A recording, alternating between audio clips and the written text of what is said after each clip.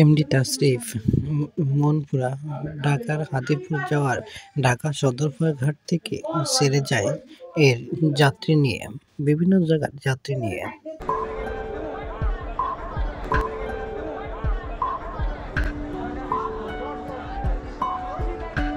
দক্ষিণাঞ্চলের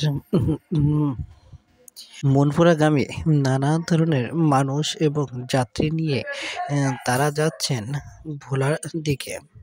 ৩ নম্বর ঘাট থেকে বিকাল ৫টা থেকে ৬টার মধ্যে ছেড়ে চলে যায়।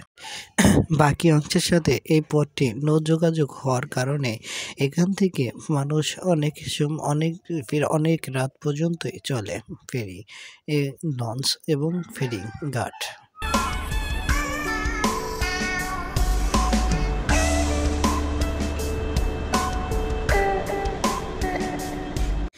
একদিকে চলমান লঞ্চ চলছে নিজের গন্তব্যের দিকে, অন্যদিকে এখানকার যাত্রীগণরা কেউ কেবিনে বা কেউ শুয়ে থেকে পার করছে রাত। আবার কেউ খাবারও খেয়ে নিচ্ছেন রাতের, আবার কেউ চায়ের কাপেও আড্ডা দিচ্ছেন। চলার পথে লঞ্চটি ১৫ মিনিটের জন্য বিরতি দেয়, সেটা হচ্ছে মুন্সিগঞ্জের এক ফেরিঘাটে। এখানে ওঠানো এবং নামানো হয় বিশেষ মুদি মালামালগুলো। আরও বস্তা বস্তা ভর্তি নামানো হয় মুদি মালামাল।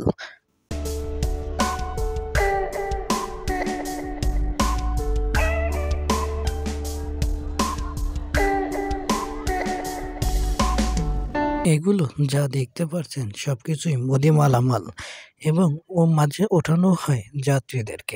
ঢাকার ফেরিঘাট থেকে মনপুরা যেতে সময় প্রায় ৫০ থেকে ৭০ কিলোমিটার পথ পাড়ি দিতে হয়।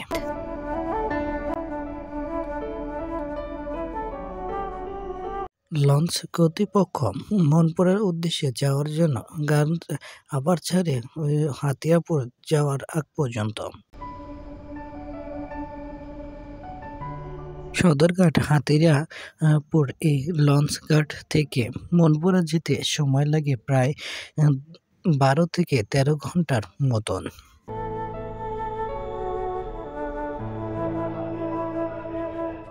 মনপুরা ঘাটের লঞ্চ সাধারণত দুই লঞ্চ ঘাটের একটি রামনেওয়াজ লঞ্চ ঘাটে যেতে সকালে প্রায় ৫টা থেকে ৬টা বেজে যায়।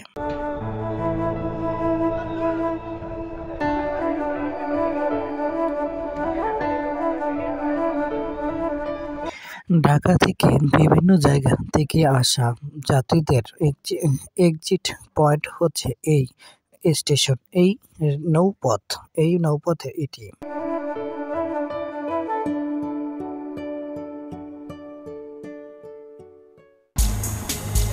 রামনেওয়াজ থেকে প্রায় দক্ষিণে ৭ কিলোমিটার দূরে এই মনপুরা শহর, যা মূলত ভোলা শহর থেকে প্রায় ৮০ কিলোমিটার দূর।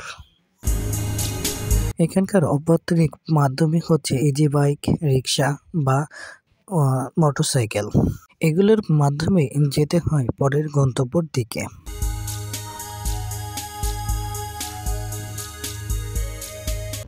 মনপুরা এসে থাকা এবং ঘোরার জন্য জায়গা থাকার জন্য এটি আছে সরকারিভাবে ডাক বাংলো, বা এখানে আছে এর হোটেল ও রেস্টুরেন্টও।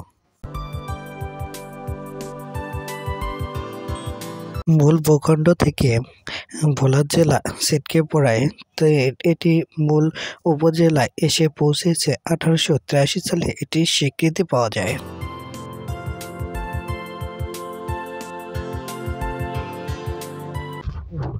বাংলাদেশের সবচেয়ে বড় দ্বীপ জেলা, আর মনপুরা সেই ভোলারই একটি অংশ।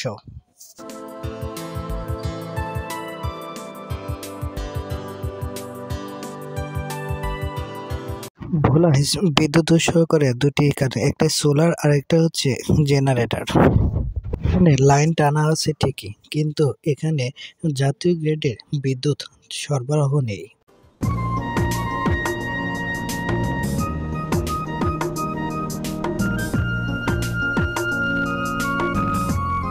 তিন দিকে মেঘনা ও একদিকে বঙ্গোপসাগরের টোপের মাঝে এই এই মনপুরা দ্বীপ তার রাজ্য সাজিয়েছে ৩৭৩ বর্গ কিলোমিটার জুড়ে। আমার কাছে মনে হয় মনপুরা দ্বীপ দর্শনার্থীর জন্য খুব দারুণীয় একটি জায়গা।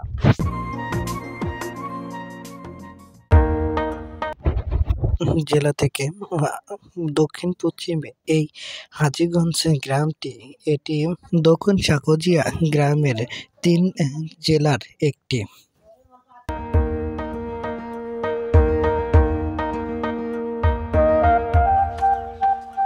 প্রতিটি গ্রামে যেন জল, ঝাপসা এবং ঝড়বাটি কোনো না কোনো দিক থেকে অপূর্ণ।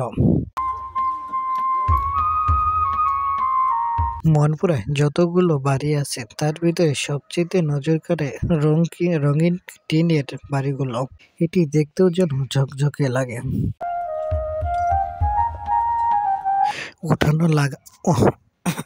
উঠানে লাগানো লাউ, কুমড়ো এবং নানান ধরনের ফল ফলাদি কেউ কেউ আবার নিজে খেয়েও বাজারেও বিক্রয় করে থাকেন।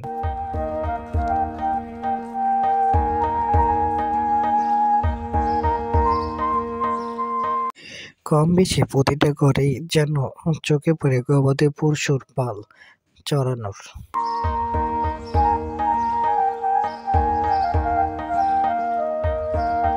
বাড়িতে বাড়িতে বিদ্যুৎ না থাকায় সেজন্য এখানকার সঙ্গী হিসেবে রয়ে গেছে সোলার প্যানেল হিসেবে দিয়ে এরা রাত্রি যাপন করে থাকে।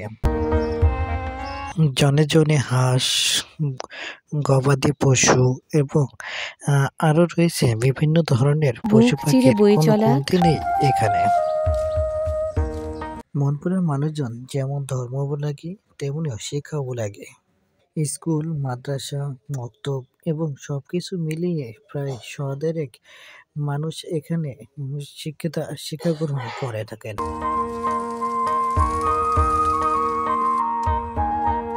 রহমানপুর বাসিন্দা ছাড়াও আরো ৩৮টি গ্রামের মানুষ প্রায় এখানে বসবাস করে ১ লাখের মানুষের মতন।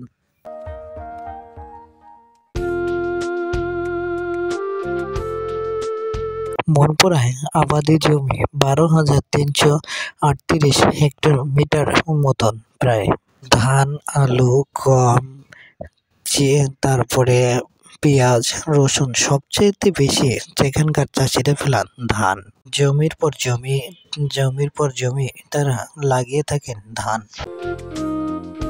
মনপুরায় প্রায় ৩৮টি গ্রামের মধ্যে ৫টি ইউনিয়ন এবং ২১টি মৌজায় এই মনপুরা গ্রামটি ছড়িয়ে ছিটিয়ে রয়েছে।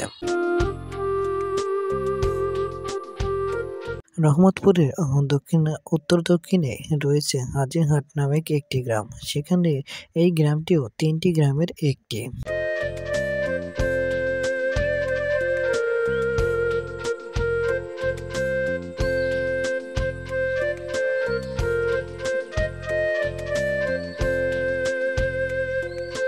মনপুরা মানুষ যেমন খাটে খাওয়া মানুষ এবং এখানকার এই হাজিরহাটের মানুষগুলো এই মধু পেশার মানুষ।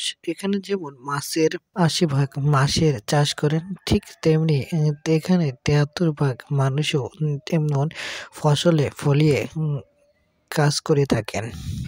পৌত্তলিক এই গ্রামে জলদস্যুরা ৮০০ বছর আগে তাদের কোপা গেড়েছিলেন এবং ভোলা, লক্ষ্মীপুর এবং অন্য আরেকটি গ্রাম মিলিয়ে এখানে বসবাস স্থান করেছে প্রায় ২০০ বছর আগে। মনপুরা গ্রামের চলচ্চিত্র মূল ভূখণ্ড থেকে কিছুটা আলাদা। জলে ভাসা বিচ্ছিন্ন দ্বীপগুলো জীবনধারার পরিচিতি, এটি কোনো দিক থেকেই যেন কমতি নেই এই ভূপালে।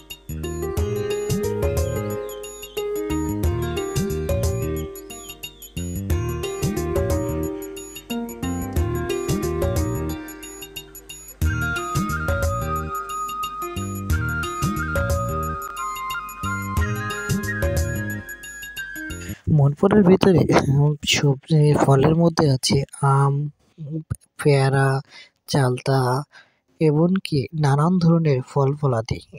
এরা গৃহস্থরা নিজেরাই এর করে থাকে, লাগিয়ে বা চাষাবাদ করে থাকে।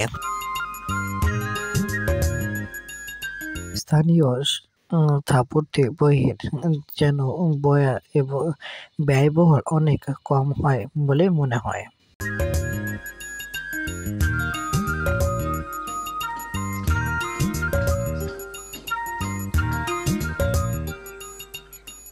গবাদি পশুর পালনে লাভ হওয়ার কারণেই এখানকার মনপুরার মানুষজন গবাদি পশুর পালনে দিন দিন অনেক বেড়ে যাচ্ছে। কারো কারো মতে এই মনপুরা প্রাকৃতিক সৌন্দর্যের উপরেই এর নামকরণ করা হয়, কিন্তু এই মনপুরার নামকরণ করা হয় কারো বাঘের থাবায় প্রাণ হারিয়েছিলেন, সেই জন্য এটির নামকরণ করা হয় এই মনপুরা।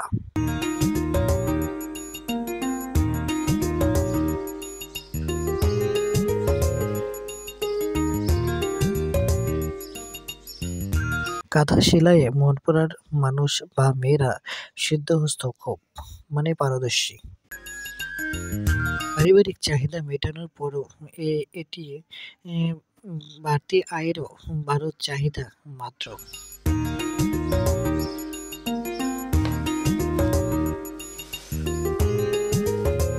মনপুরার মানুষেরা জ্বালানির চাহিদা মেটায় তাদের মূল এই কাঠ, পাতা বা আরো নানান ধরনের জিনিসপত্র দিয়ে। এই কংক্রিট মানেই হচ্ছে নদী বাঁধের খেলা বা এই নদী ভাঙন আটকানোর একটি প্রচেষ্টা।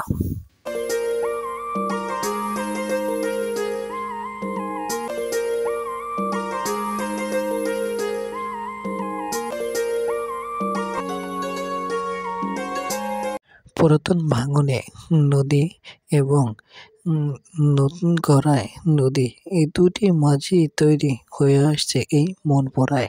এর মাঝেই মনপুরার মানুষজন বেঁচে এবং জীবিকা নির্বাহ করে।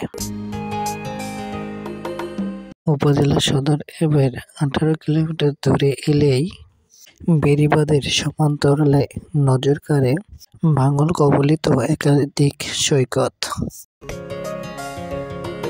বৈশ্বিক জলবায়ু পরিবর্তনে মৌসুমী ঝড় এবং ঝাঁটার জলোচ্ছ্বাস এবং এর আঁকড়া রেখে যায় এই মনপুরায়।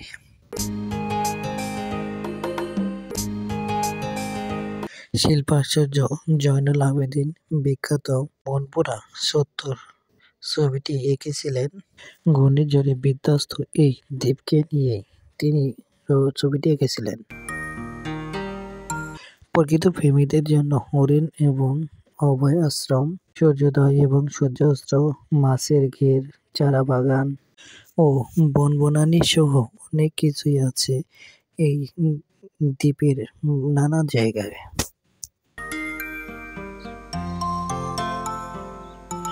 দেশে নানান পর্যটকরা সবচেয়ে বেশি এই মনপুরায় আসে শীতের সময়।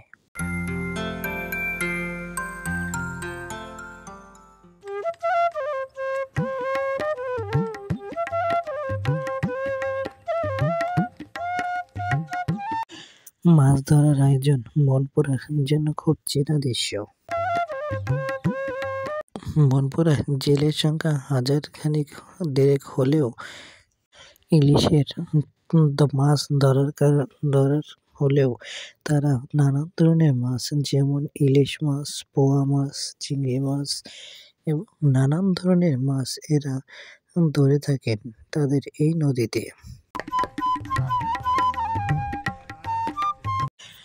মাছ ধরার সময় তারা জাল এবং নৌকা যতটুকু ক্ষতিগ্রস্ত হয় তারা অবসর সময় সেটিকে সংরক্ষণ করেন।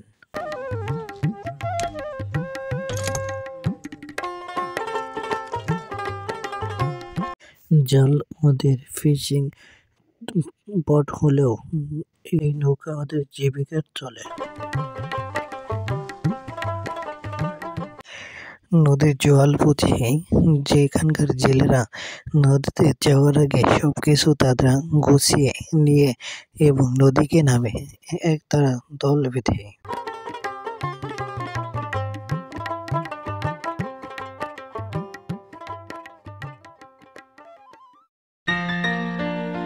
মনপুরার নানা জায়গায় নোনা সাইডে গাছগাছালি নিবিড় বন আছে ১৩,০০০ হেক্টরেরও বেশি। এরা ঝড়-ঝাপটা থেকে বাঁচানোর জন্য তারপরেও এরা মূল ভূমিকা রাখছে এদের জীবিকা এবং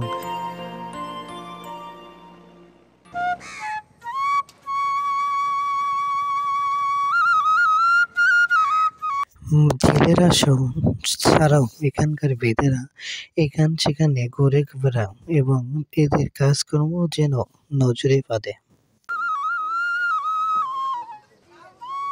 বেদেবহুরের এক পাশে থাকে খোলা ব্যবস্থা, অন্য পাশে থাকে তারা।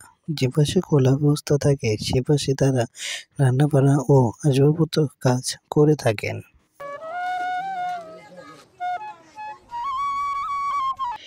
বেদেদের জোগাড় খাতায় বেশি, মানে কর্মকার বেশি, সেই ক্ষেত্রে এরা বেশিরভাগ মানুষই জাল দল বেঁধে মাছ শিকার করে। যে নৌকা ওদের মাছ ধরার মাধ্যম, সেই নৌকার ভেতরে আঁটো-সাঁটো ভাবে তাদেরই সংসার। এই মনপুরার এক বেদের সাথে কথা বলে জানতে পারলাম তাদের জন্ম এই নৌকার ভিতরে, মৃত্যু এই নৌকার ভিতরে। তারা কখনোই নৌকা ছাড়া কোথাও যেতে পারে না। এই ছোট্ট একটু জায়গায় তারা বসবাস করে থাকেন পরিবার এবং পরিজনদেরকে নিয়ে। এক জেলা থেকে অন্য জেলা, এখান থেকে ওখানে ভেসে বেড়ানো কচুরিপানার মতোই বেদের অকুনদের কোনো স্থায়ী ঠিকানা নেই তাদের। এই ভাসমান নৌকাই তাদের সবকিছু।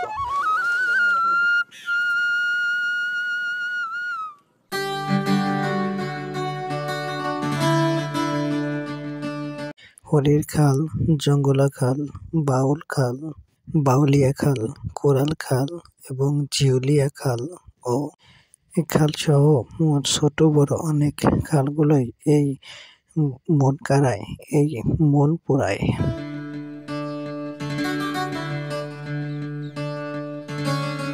মাছ ধরা ছাড়াও মনপুরাদের তৃতীয় উৎস হিসেবে তারা ব্যবহার করে গরু এবং ছাগল পালন করে।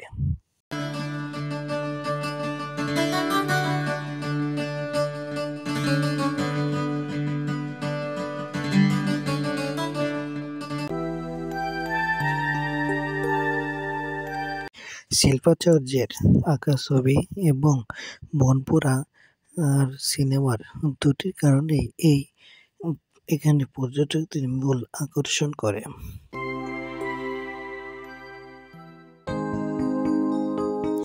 সন্ধ্যা হলে মনপুরা বাজারের এমন দৃশ্য দেখা যায় যেটি কয়েক ঘন্টার জন্য ব্যস্ত হয়ে ওঠে এখানকার বাজার। এর আলো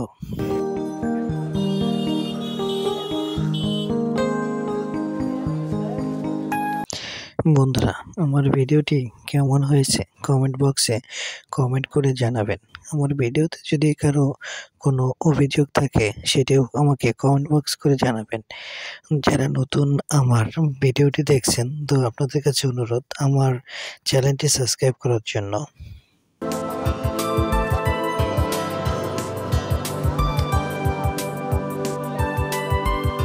প্রতিকূলতার সাথে প্রতিরোধ এবং সমস্যার বিপরীতে সম্ভাবনার নিচে সম্ভাবনার মতোই হাতছানি দিয়ে ডাকে দ্বীপ জেলার ভোলার এই মনপাতারে আলো আঁধারে ডাকে।